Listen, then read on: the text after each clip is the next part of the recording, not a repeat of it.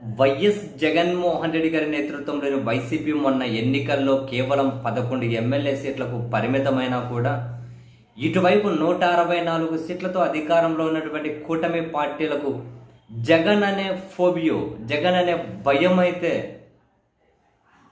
ఆ భయం నుండి వాళ్ళైతే దూరంగా వెళ్ళలేకపోతూ ఉన్నారు. మనం చూస్తూనే ఉన్నాం. లేచిన దగ్గర నుంచి పడుకునే వరకు జగన్ జగన్ జగన్ అని చెప్పి జగన్ చుట్టూనే వాళ్ళ దృష్టి అంతా కేంద్రీకరింపబడి ఉంది. కారణం వాళ్ళకు తెలుసు, మీకు తెలుసు, నాకు తెలుసు. అంతటి దారుణమైనటువంటి ఫలితాలు వచ్చినప్పుడు కూడా జగన్మోహన్ రెడ్డి గారి ఓటు బ్యాంకు 40% ఉంది. అది అప్పటికీ చెక్కు చెదరదు, అంతకుమించి పెరగవచ్చు. కానీ తగ్గే పరిస్థితి అయితే నెక్స్ట్ ఎన్నికల వరకు అప్పుడు కూడా ఉండదు. పెరిగితే పెరగవచ్చు అన్న విషయం అందరికీ తెలుసు. అండ్ అదే సమయంలోనే ఈ కూటమి ప్రభుత్వం కూడా చాలా తక్కువ టైంలోనే తీవ్రమైన ప్రజా వ్యతిరేకత మూటగట్టుకుంది. అండ్ జగన్మోహన్ రెడ్డి గారి పాలనను చంద్రబాబు నాయుడు గారి పాలనను కంపేర్ చేయడం జనం కూడా స్టార్ట్ చేశారు. ప్రభుత్వ ప్రజా వ్యతిరేక నిర్ణయాలను వైసీపీ నిరసించుకుంటూ వివిధ కార్యక్రమాలు కూడా నిర్వహించుకుంటూ వస్తూ ఉంది. ఇదంతా ఒక ఎత్తు. అండ్ జగన్మోహన్ రెడ్డి గారు ఇప్పటి నుంచి చేయబోతున్న రాజకీయం మరొక ఎత్తు. ఏం చేయబోతున్నారు అంటే ఆయన ఏం ఆలోచించబోతున్నారు, ఏ విధంగా జనంలోకి రావడం పక్కం, ఏ విధంగా రాబోతున్నారు, వాళ్ళ పార్టీని బలోపేతం చేసుకుంటూనే ప్రభుత్వ ప్రజా వ్యతిరేక నిర్ణయాలను జనం మధ్య ఏ విధంగా ఎండగట్టబోతున్నారు అని. దీనికి సంబంధించి ఈ నెల 24వ తేదీ ఒక కీలకమైన సమావేశాన్ని జగన్ ఏర్పాటు చేశారు. పార్టీకి సంబంధించిన అందరూ ముఖ్య నేతలు ఖచ్చితంగా రావాలి అని స్పష్టమైన మెసేజ్ పార్టీ హెడ్ ఆఫీస్ నుంచి అందరి నాయకులకు వెళ్ళింది, కీలకమైన వాళ్ళకు.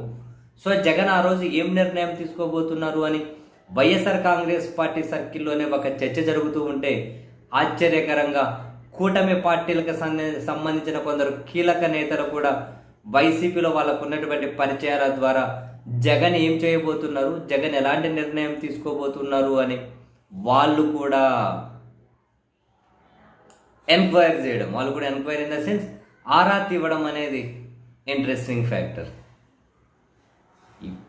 వచ్చే ఎన్నికల నాటికి ఆ లోపే చాలామంది వైఎస్ఆర్ కాంగ్రెస్ పార్టీలో రావడానికి ఒక ఖర్చు పేసి ఇప్పుడే పెట్టుకుంటూ ఉన్నారు. అధికారం ఇంకా 3.5 సంవత్సరాలు ఉంది కాబట్టి ఇప్పటికిప్పుడు రాలేకపోవచ్చు, కానీ రాబోయే రోజుల్లో డెఫినెట్లీ పాలకపక్షం వైపు నుంచి వైసీపీ వైపు అయితే వస్తారు. నేను ఇప్పటికీ చాలాసార్లు చెప్పిన, నోట్ దిస్ స్టేట్మెంట్. అండ్ రాజకీయంగా జగన్ ఏం నిర్ణయం తీసుకున్నా కూడా ఆయన దాన్ని బ్రహ్మాండంగా విజయవంతం చేయగలుగుతారు. ఇప్పుడు ప్రభుత్వానికి సంబంధించి ఆయన ప్రభుత్వానికి వ్యతిరేకంగా ఏ కార్యక్రమాన్ని చేపట్టినా కూడా డెఫినెట్లీ అది రీసౌండ్ ఇస్తుంది అని వైసీపీ వాళ్ళకంటే కూడా పాలకపక్ష కూటమికే బాగా తెలుసు. అందుకనే కదా జనాన్ని రానికుండా చివరికి రోడ్డు మీద జేసీబీలతో తవ్వడాన్ని కూడా మనం చూసాం. సో మొత్తం మీద అయితే జగన్మోహన్ రెడ్డి గారు ఏ రూపంలో జనం మధ్య రాబోతున్నారు, ఏ రూపంలో జనాల దగ్గరికి రాబోతున్నారు అన్న విషయం అయితే వైసీపీ నాయకులు చర్చించుకుంటున్నారు. అంతకు మించి టీడీపీ నాయకులు కూడా జగన్ ఏం చేయబోతున్నారని చెప్పి ఆరా తీస్తూ ఉండడం.